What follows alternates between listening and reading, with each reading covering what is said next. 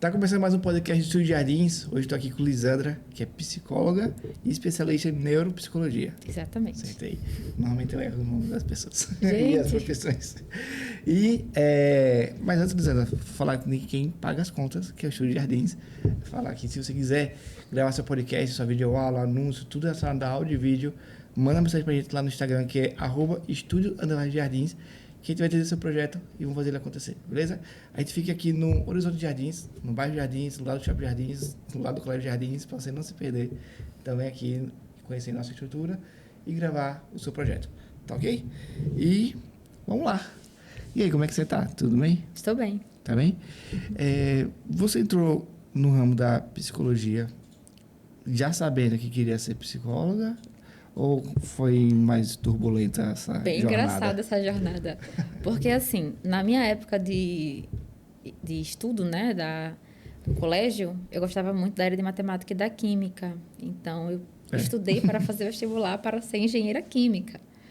E, por incrível que pareça, no momento em que eu fiz o vestibular, eu tinha ficado como excedente, porque aqui em Sergipe só tem engenharia química na UFES, né? A P10 tinha ainda, mas raramente abria turma e hoje também não continua sem abrir, né? Turma para engenharia química. Fiquei como excedente e eu tinha conseguido passar na P10 para psicologia, porque eu gostava muito de ler sobre Freud, Skinner, então peguei a nota e tentei. E também tentei na UNIT para farmácia. Por alguma coisa do destino que eu não sei o que foi, eu acabei pensando, eu vou fazer esse primeiro semestre do curso. E aí, no segundo semestre, quando a UFES chamar os excedentes, eu vou para engenharia química. Mas eu me apaixonei pelo curso. E aí, dentro do curso, eu tentei experimentar o máximo possível para entender onde eu me encaixaria. Porque adorava o curso, amava estudar aquilo, mas eu sentia aquela... Sabe aquela sensaçãozinha de, meu Deus, onde eu me encaixo aqui? E aí experimentei das mais diversas coisas possíveis, de grupos de estudo sobre autismo até projeto de extensão com mulheres vítimas de violência doméstica.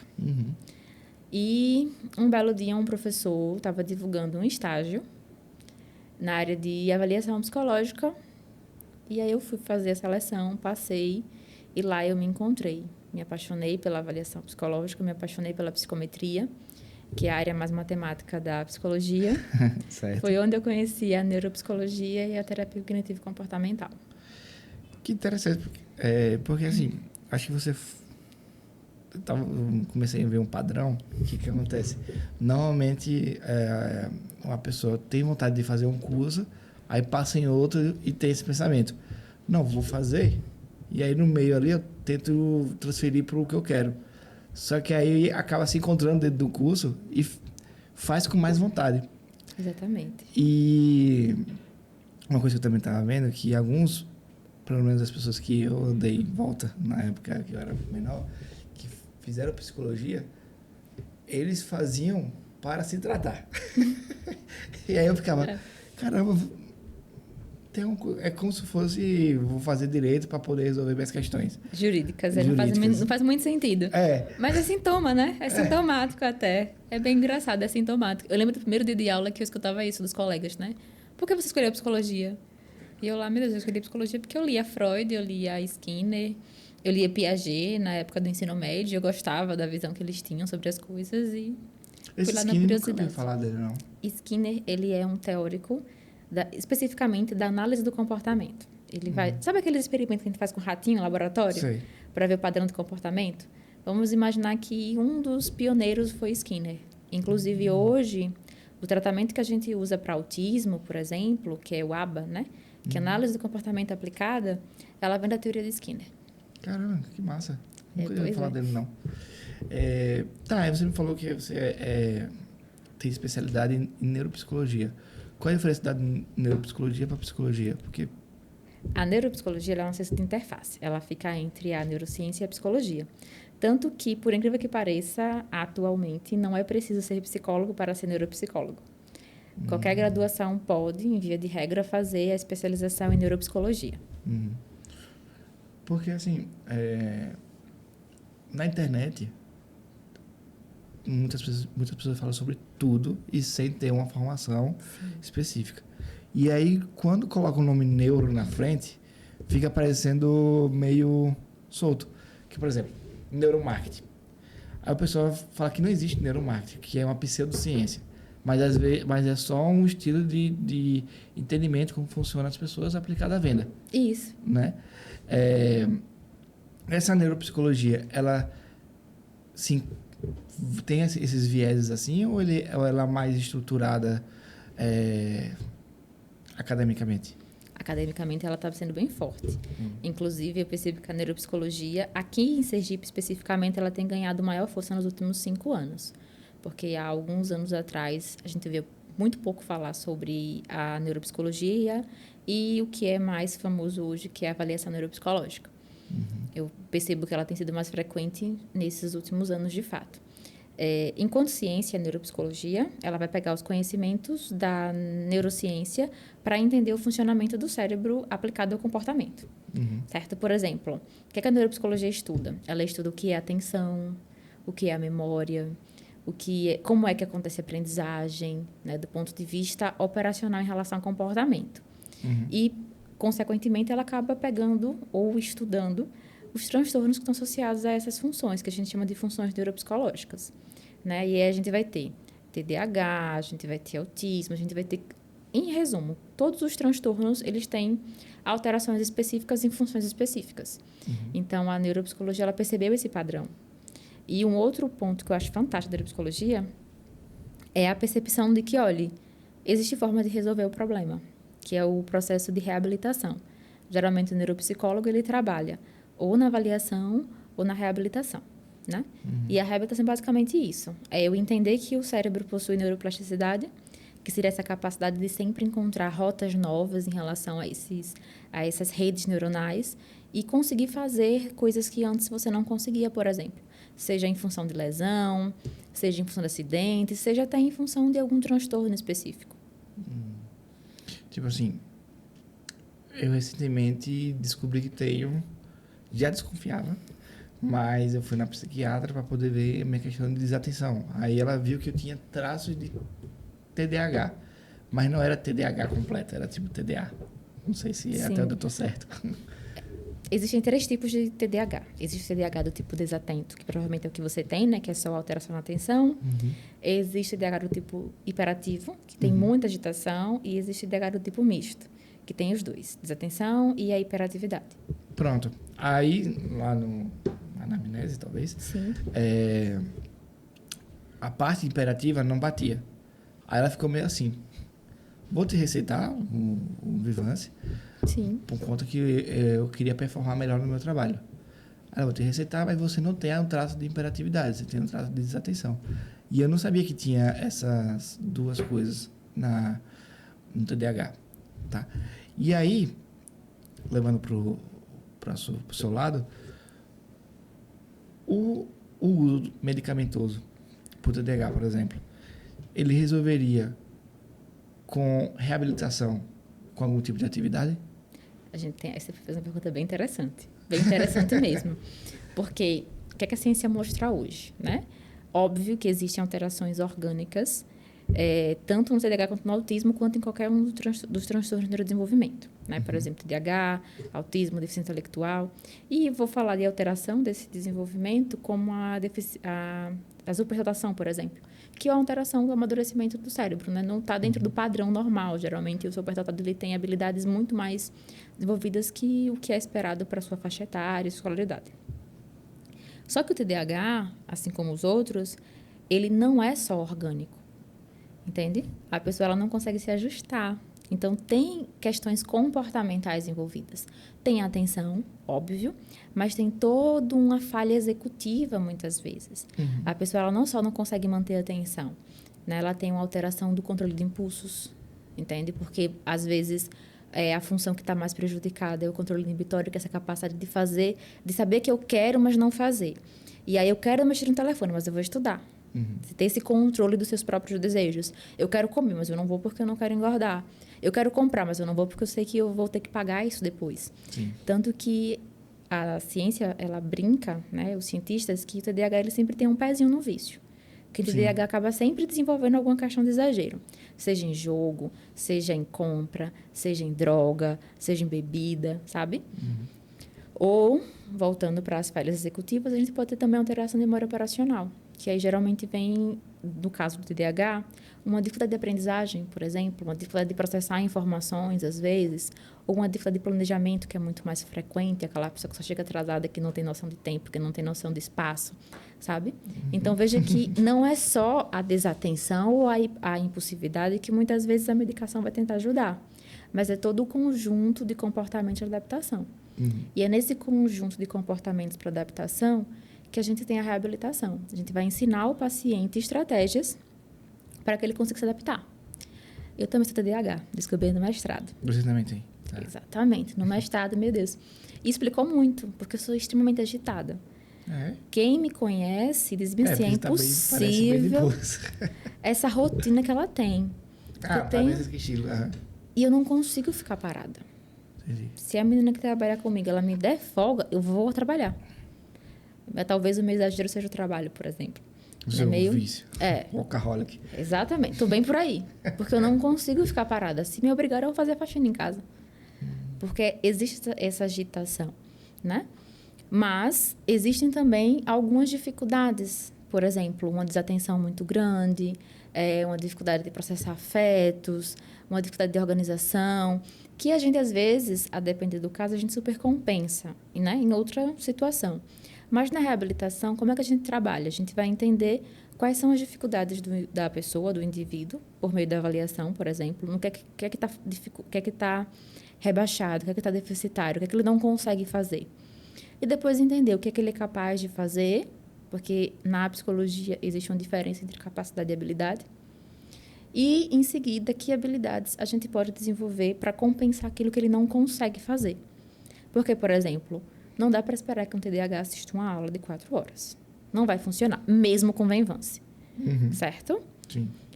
Então, o que a gente pode fazer para ajustar esse indivíduo, essa realidade, por exemplo? Botar em 2x.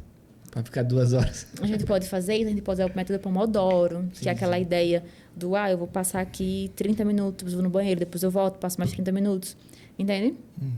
Eu vou estudar em casa, e lá eu vou tentar fazer esse jogo e dar algumas pausas maiores, porque eu já fui com conteúdo fresco, só vou ter as minhas dúvidas. Então, assim, são estratégias que a gente pode ir criando que vai melhorando o processo. E, por último, fazer um adendo, porque eu falo demais. Não, é para falar mesmo, vai ficar à vontade. Isso é engraçado. Tem pessoas que têm TDAH, mas não conseguem ser medicados com os psicoestimulantes. Hoje, no Brasil, nós temos o Atenta, né? Que é um antidepressivo, que hoje é no mundo, né? Pelo menos a gente fala mundo, mas é nos Estados Unidos, o Atenta, ele é o padrão ouro para tratar TDAH. E ele funciona muito bem nas pesquisas para desatenção e para impulsividade. Mas até ano passado, a gente só tinha psicoestimulante. E, em casos específicos, eram utilizados antidepressivos que tinham efeito mais estimulante. A bupropiona, a mirtazapina, enfim. Não sou psiquiatra, certo, gente? Eu sou uma curiosa. E nesses casos em que o indivíduo, né, o sujeito, ele não conseguia se ficar ajustado à medicação, porque ele não tolerava muito bem o psicoestimulante, ou porque tinha muitos sintomas ansiosos, ou porque tinha outras dificuldades, ou porque tinha questões orgânicas envolvidas, eram pacientes indicados para fazer neurofeedback, que é uma técnica com eletrodos, né? É muito semelhante e, na verdade, a gente usa... Com eletrodos? Com eletrodos. Tá. A gente usa... Já fez eletroencefalograma? Não sei, talvez tenha feito. Aqueles eletrodos assim na cabeça para verem as ondas cerebrais? Não. A gente faz é uma espécie de a gente usa o aparelho de eletroencefalograma, mas a gente vai ter ali alguns direcionamentos específicos para fazer treinos específicos em regiões do cérebro específicas, por exemplo. Melhorar a atenção, melhorar a memória, melhorar questões visoconstrutivas, entende? A partir de uma avaliação prévia. Para esses pacientes especificamente que não toleram o psicoestimulante, é uma das formas de se tratar na ausência da medicação. Mas isso não exclui a necessidade de psicoterapia, por exemplo. Porque o TDAH, assim como outros transtornos, ele tem uma dificuldade especial, né? Que é o fato de que quem tem TDAH nasce com TDAH. Então, é uma pessoa que muitas vezes viveu o inferno na infância. Sim. Passou bullying, teve muita dificuldade de aprender e muitas vezes coleciona uma série de fracassos. Entende? Esses indivíduos, na vida adulta, e é até comum hoje, ele vai buscar terapia porque está com depressão, porque está com ansiedade, porque desenvolveu TAG, que é o transtorno de ansiedade generalizada, porque desenvolveu bipolaridade, porque teve outra comorbidade mais grave, né, do ponto de vista de sintoma atual, que surgiu em resultado daquela infância que não foi tratada, né, daquele início de transtorno que não foi bem resolvido.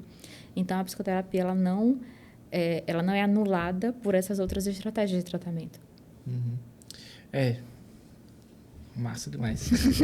Mas é foda. Quando eu não desconfiava que tinha, comecei a desconfiar porque a internet joga na sua cara. E você... Só que aí eles trazem também qualquer coisa. Se você só, sei lá, gosta de olhar pra cor azul, talvez... Traz uns bagulho assim. Isso acontece. Na minha infância, eu sofri muito disso aí. Eu não conseguia ficar dentro da sala de aula. Ficava porque eu era obrigado a ficar desenhando, entendeu? Na faculdade eu troquei 4 vezes. E eu performei melhor, que no caso de design, indo atrás do que eu queria fazer na hora. Sei lá, precisava fazer algum tratamento de imagem. Eu ia na internet pesquisar sobre aquela função e aplicava. Aí se aparecesse alguma outra coisa que eu precisava aprender na hora, eu ia atrás daquela coisa específica para aprender. E eu fui desenvolvendo assim. E aí também fui criando estratégias intuitivamente para poder melhorar tanto fisicamente quanto produtivamente no trabalho e em estudo. Que era, sei lá, um pomodoro da vida. Ou então Sim. deixar uma garrafa de água de um lado. Ou então, sei lá, querer ir pra academia. Eu procurava meu irmão para tentar, vamos pra academia junto e um vai empurrar o outro para ir. Aí a gente ia para poder criar essas estratégias para conseguir um objetivo. E aquele negócio, vai ter fases que eu vou estar hiper focado na academia e vou esquecer as outras coisas. Sim. Ou então eu vou estar focado em coisas que não tem nada a ver. Eu vou entender o ciclo das baleias aleatório, porque sim, e depois não sei quando eu vou usar isso. E aí quando eu comecei a tomar o Vivance, eu fiquei com medo de perder a criatividade, que eu me amarro. Eu fiquei, cara, se eu tomar esse negócio, será que eu vou ficar sem minha criatividade? Só que não, parece que só pegou minha cabeça e tipo, agora você tem que sentar para trabalhar e resolver. Aí eu ia lá e resolvia. E eu conseguia resolver de forma... Porque assim, eu tô aqui trocando ideia com você, aí do nada vem uma ideia para alguma coisa. E eu, cara, como foi que eu pensei nisso? E aí eu tento guardar, só que eu não guardo e perco. Quando eu tava tomando, eu precisava executar uma arte, eu fiquei, cara, eu lembrei de um negócio que lá tá a referência, ou lá tá a ferramenta que vai me fazer executar isso aqui com mais velocidade, né?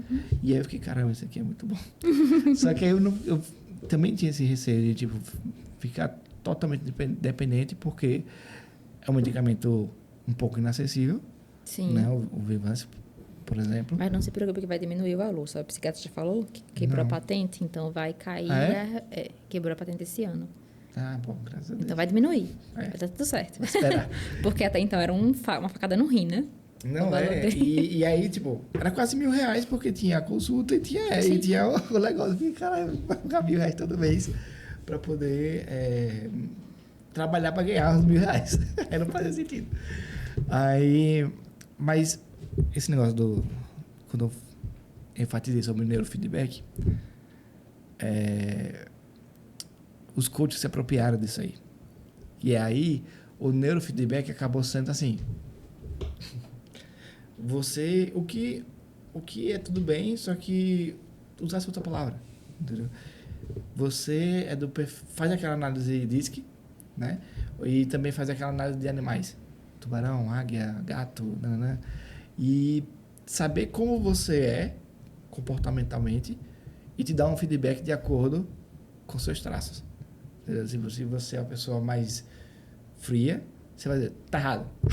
Se você for uma pessoa mais criativa, imagine que você fez isso aqui, se fosse feito da outra forma. Entendeu? Aí eles chamaram isso de neurofeedback. Ou foi neurofeedback. E você sentiu impactada nas suas comunicações? Você também cria conteúdo na internet. Sim. Né? Que a gente conversou no off. você se sente impactada na hora de explicar isso ou trazer algum tipo de conteúdo? Porque a internet está muito poluída desse tipo de pessoas? Olha, sinceramente, eu tenho a minha observação pessoal a respeito dessa temática, né? Uhum. Então, para a gente não ser cancelada, eu vou tentar me restringir única e exclusivamente à sua pergunta. Já pensou? Tá lá, estão lá descendo a madeira na gente na internet, meu Deus. Neuropsicólogo de acordo. Ó. Neuropsicóloga é cancelada, gente. Que situação. Veja, eu particularmente, né? Talvez esse traço meu seja a minha maior qualidade e meu maior defeito. Eu sou muito pragmática. Então, eu sempre procuro entender, ou atuar, ou tomar decisões baseadas em estudos, naquilo que eu sei que funciona melhor. Por exemplo, a minha escolha por atuar dentro da abordagem da terapia cognitivo-comportamental foi justamente o fato dela ser uma abordagem terapêutica mais próxima do que a gente chama de baseada em evidências. Entende? Então, na minha prática na internet, não. Eu não tive esse problema. Agora, lá atrás, quando eu comecei, lá durante a pandemia, talvez por ser uma das psicólogas, uma das primeiras, né, no estado a trabalhar especificamente com as redes sociais, eu recebi muitas críticas dos colegas, não foi dos coaches, não. Caramba. Nem das pessoas, foram de colegas profissionais que achavam que a internet era oba-oba, que o fato de eu expor aquilo na rede social era um desserviço para a profissão, né, que precisava de normas mais rígidas do conselho para atuação. Mas dos coaches, não. Acho que eles estavam tão empolgados com o próprio trabalho deles. E eu não vejo também que as pessoas que consomem, né, o conteúdo de psicólogos meio que critiquem os psicólogos a partir dos coaches. Até porque a gente sabe que aquilo que não tem evidência, ele não se mantém. Sim. Se você for prestar atenção, muitos dos coaches que fazem sucesso, no futuro eles não se mantêm no sucesso porque uma hora... Mas eles vão saturar, ou então Exatamente. vai ficar raso ali. Até porque as pessoas precisam de provas, né? Uhum. A internet está cada vez mais exigente de provas sociais. Então, por mais que você mostre um serviço hoje, para que esse serviço ele se mantenha lá, ele vai ter que ser provado. Pessoas, mais de uma, vai ter que dizer bom. Uhum. Agora, vou só fazer um adendo, que é engraçado. Eu trabalho com a Hotmart, né? Também. Uhum. Então, às vezes tem aquelas pessoas que vão lá falar mal do curso. Eu não recebi o reembolso. Que não tem nada a ver com o gestor do curso. Uhum. Quem tem serviços que a própria plataforma oferece. Sim. Certo? Mas veja, às vezes, por essa questão da prova social, você acaba sendo penalizado por algo que não tem nada a ver com você. Sim. Entende? Vou lá no Reclame Aqui porque eu não recebi o reembolso lá de fulana. Que não tem nada a ver com fulana. Sim. Então, veja, existe o lado positivo e o negativo desse movimento da internet, assim como tudo na vida, né? Tudo tem os prós e os contras. Como a gente falou, se for tratar de negócios vão ter os probleminhas deles. Todos. Tinha uma coisa que você falou que eu ia puxar para esse lado. Aí, véi, tá vendo aí? Esqueci. É que eu falo demais, né? Você me corta. Não é pra te cortar, não. É pra fluir mesmo. Mas, tá. Lembrei. O problema, eu acho que também tá aí, nessa parte dos acadêmicos não quererem falar com a galera. Olha, eu vou contar pra você um segredo. Eu fiquei tão Vai ser feliz ultimamente. Porque, assim, um dos caras mais... Os acadêmicos, eles estão cedendo. Então, também tô sentindo isso. Eles estão cedendo, não há muito o que se fazer. Uhum. Porque essa internet veio para ficar. Uhum. E eu vou dar um exemplo, né? Olhe, querido professor, se você ouvir isso, positivamente falando, certo? Então diz o nome dele. Mas eu vou falar. Damásio. Damásio é um dos autores mais respeitados na área de psicometria, sabe? Um dos autores mais produtivos. Eu sou super fã dele.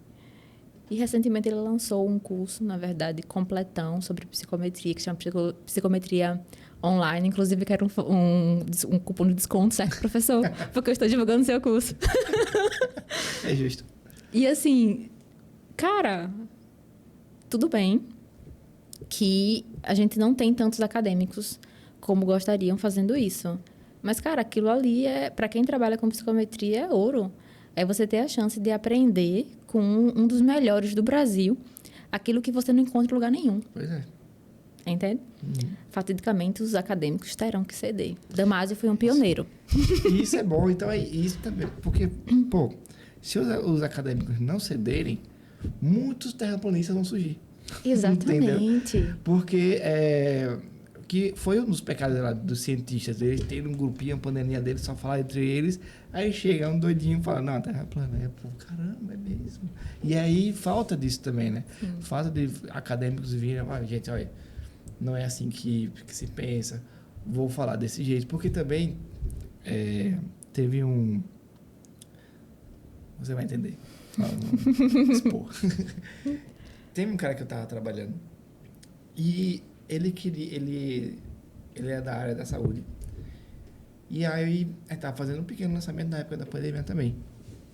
E aí eu falei, fala desse jeito aqui popular, porque o seu público é um pouco mais velho, tem uma renda mais baixa, então eles vão entender desse jeito aqui. Aí ele, não, eu tenho que falar cientificamente, porque os outros profissionais vão me chegar como? Se eu falar desse jeito popular. Eu falei, moço, você está falando para quem vai comprar de você. Só que eu imagino que isso aconteça em vários outros nichos também. Que deve ter acontecido com você. Que os outros profissionais vão te julgar e falar, lá vai lá, a blogueirinha aparecer. Blogueirinha, usaram muito isso. Assim, gente, eu vi de tudo. Quando eu comecei com a internet, eu ouvi de tudo. E assim, eu lembro que eu comecei por acaso. Não foi planejado. Como foi? Vamos lá. Querida ex-paciente, do fundo do meu coração, eu vou abrir meu coração para você agora. O que aconteceu foi o seguinte. Eu estava começando, né? Começando, você entende? Tinha acabado de sair da faculdade, estava começando a carreira, estava focada no mestrado. E aí eu tinha uma paciente que estava iniciando uma empresa nessa área de produção de conteúdo. E aí o que foi que eu fiz? Com a forma de motivar ela. Eu falei, vou comprar um pacote seu, né? Só que eu nunca tive o interesse em usar esse pacote, de fato. O que eu queria era reforçar o comportamento dela, porque eu enxergava nela e enxergo hoje um potencial enorme. Então, eu vou ser uma das suas primeiras clientes. Eu vou comprar o pacote de você. E aí, ela chegou e bateu na minha porta para fazer o serviço. Literalmente, eu lembro que assim, eu tava suada, E eu fiz. Nem limpei a casa. Foi algo assim tão inusitado. Porque, no fundo, quando eu comprei o pacote, né, dos vídeos, para fazer os vídeos, eu não tinha o desejo de fazer. Eu queria reforçar o comportamento dela porque eu via um potencial imenso naquela menina. E os primeiros vídeos trouxeram um retorno, assim, que eu não esperava. Isso foi pouco antes da pandemia. Não no sentido de finanças, porque até então eu não imaginava ganhar dinheiro com a internet. Mas eu encontrei naquele serviço a possibilidade de exercer o valor social da minha profissão.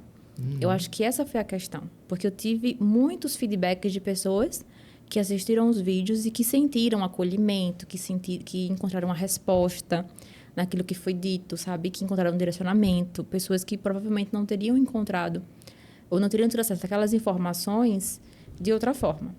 Sim. Então, foi ali que começou tudo. Basicamente. E começou de uma situação muito simples. Muito orgânica também, assim, não foi nada forçado. Não foi alguém que chegou assim, você tem potencial, vou fazer um contrato aqui, fazer um lançamento, não sei o quê. Não foi. E a coisa foi acontecendo. Agora sim, também o Instagram ele não ajuda, né? Venhamos e convenhamos que o Instagram ele não é uma plataforma que ajuda muito. Porque durante a pandemia eu perdi o Instagram. Na época, foi? Foi pouco depois da pandemia, na verdade. No finalzinho da pandemia, eu sofri um hacker hackeou meu e-mail, meu Gmail, na época. E aí eu perdi acesso a muitas coisas. Porque ficava salva as senhas do Gmail, ficavam todas salvas naquele passaporte do Gmail, né? Sim. Então, meio que eu perdi o acesso ao Facebook, eu perdi acesso ao Instagram. E aí, do nada, derrubaram minha conta de anúncios do Facebook, não sei como. Aí isso é uma merda. Derrubaram a conta do Instagram, eu perdi o Instagram. Na época, quase 13 mil seguidores. 13 mil? 13 mil. Caramba. Perdi acesso a tudo. Inclusive a conta do Eds, tudo.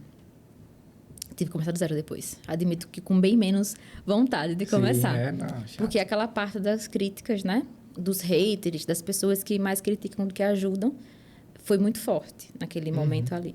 E passa até um adendo. Na Bíblia fala que o profeta ele não pode profetizar na própria localidade, porque ele não é aceito. Isso é muito verdade. Para você ter uma ideia, quando eu vendia os cursos online, 95% das pessoas que compravam eram de fora do estado. Hoje eu sou designer e não tenho nenhum cliente daqui. Todos são de fora. Gente! Mas é. E o pessoal fala também, né? O pessoal mais da parte de empreendedorismo. Sai de casa cedo. Porque você dentro de casa, isso também que é bíblico, né? Não vai te favorecer para você crescer como pessoa. Vá, se mude de cidade, vá morar sozinho, conheça novas pessoas. E lá você vai ser reconhecido, né? Você vai ser valorizado. E é uma coisa que, como eu tenho outro podcast, e vai fazer 3 anos já que a gente está aqui, muitos artistas vieram trocar ideia com a gente. E é a mesma coisa. Ninguém daqui de Sergipe valoriza os artistas sergipanos. A maioria estoura ou quando vai embora, ou quando alguém de São Paulo reconhece a pessoa daqui. Aí a pessoa, nossa, então é bom mesmo. Então vamos lá. Mas é bem assim. E eu cheguei na época a ficar assim, meu Deus, isso quer dizer que só tem 5% das pessoas daqui de Sergipe, 5%, o resto era tudo de fora. Tudo do sul, do sudeste. Sim. Mas daqui, quase ninguém. Você é de onde? Eu sou do interior do estado. Ah, tá, beleza. Não, porque é massa também que alguém do sul comprou produto de um nordestino, né, também. Porque também tem essa pira. Sim. Né, de, vou comprar de uma acadêmica do Nordeste, uma pessoa lá do sul. Já olha meio torto, já tem preconceito. Tanta gente quanto tu, né? É verdade. Já tem essas paradas assim. E quando você tem um público maior de lá, é massa demais. Eu acho massa. Sim. Porque você já quebrou muitas barreiras até chegar à compra. Porque não é só comprar, tem todo um processo até decidir comprar de você. Verdade, verdade. Isso faz muito sentido. Mas também, assim, se a gente for pensar direitinho, quando a gente trabalha com digital, a gente começa a entender isso, né? A gente começa a entender quais são as dúvidas que as pessoas terão, ou as objeções, antes de fazer a compra. Sim. Eu acho que uma das principais objeções, e eu percebi isso quando eu comecei a trabalhar no digital, é a identificação. No marketing se fala bonito. Você tem que fazer com que as pessoas entendam que você tem a mesma dor que elas. Na verdade, não é bem isso. Você tem que fazer com que as pessoas elas se identifiquem com você. Elas enxerguem em você alguém em quem elas projetem. Projeção é um termo da psicologia, né? Com quem elas sentem aproximação.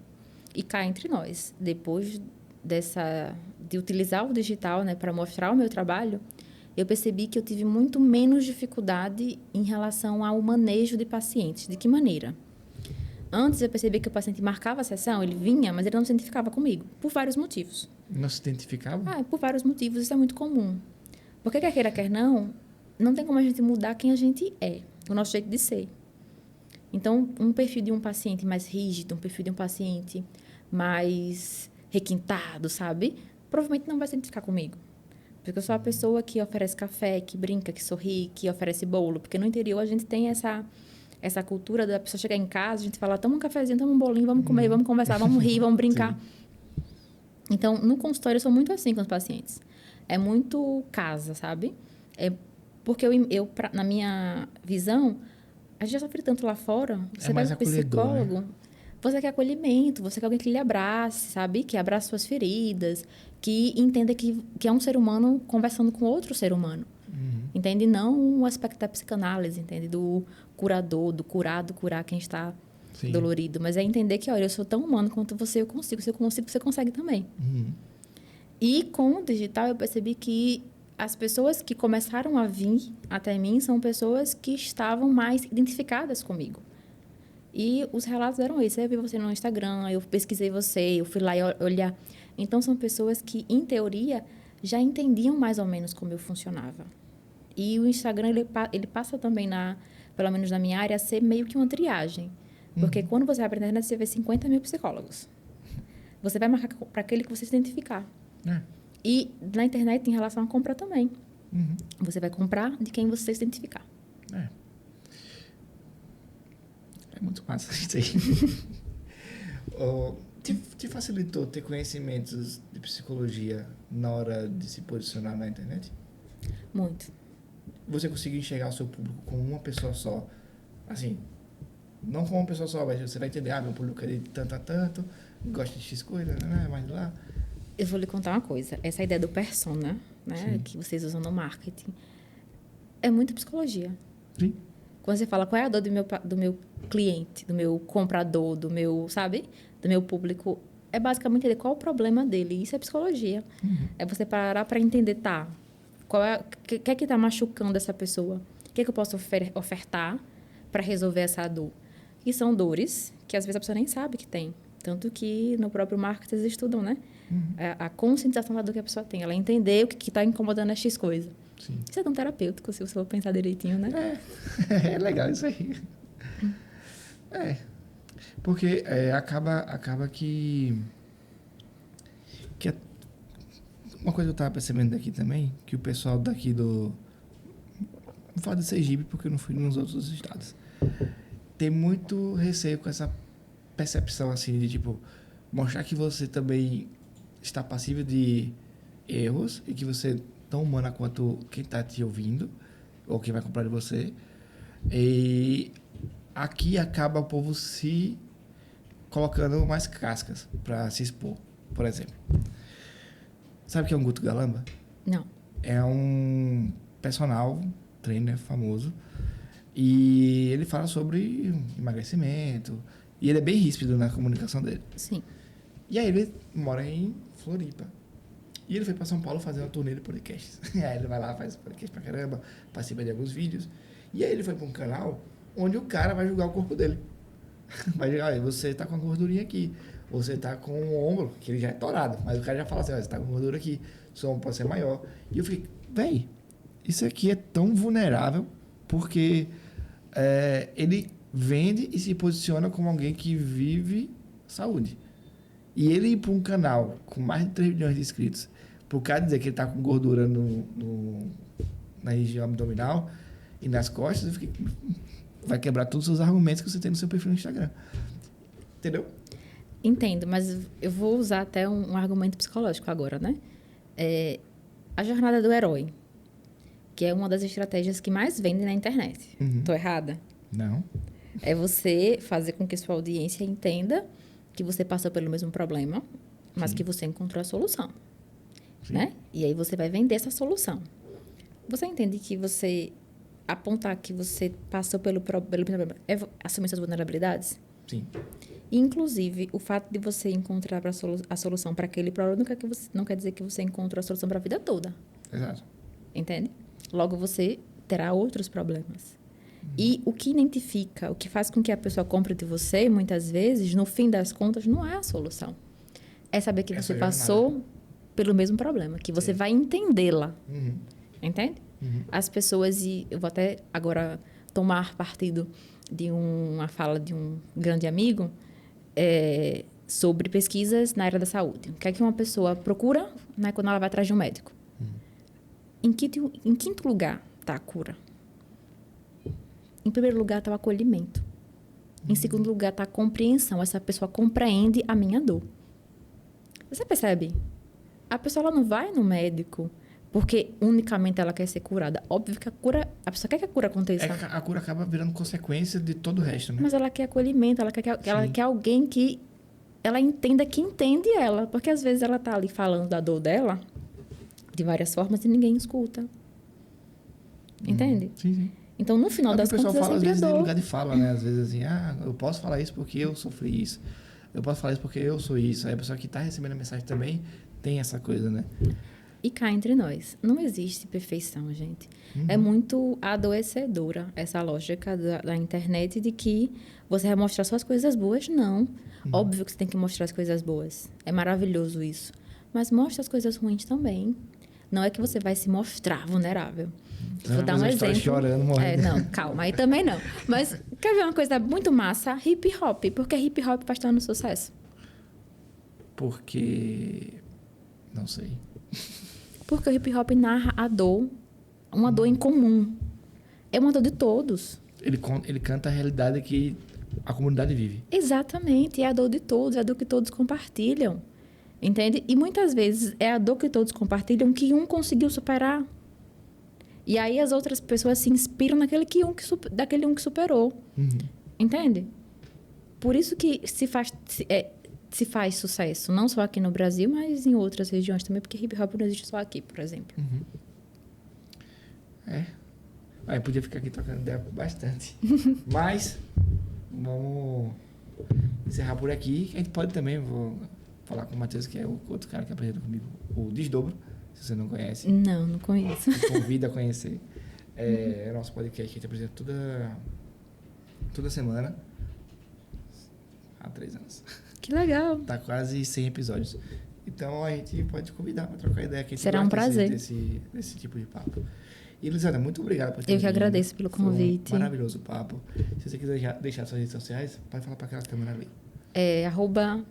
@psicóloga _ ou melhor, @neuropsicóloga _ Lisandra com Z Soares.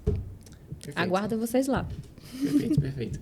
Então, gente, se você gostou, obviamente que você gostou, então deixa seu comentário aqui, curta, se inscreva e até o próximo podcast do Júlio Jardins. Beleza? Valeu, até a próxima.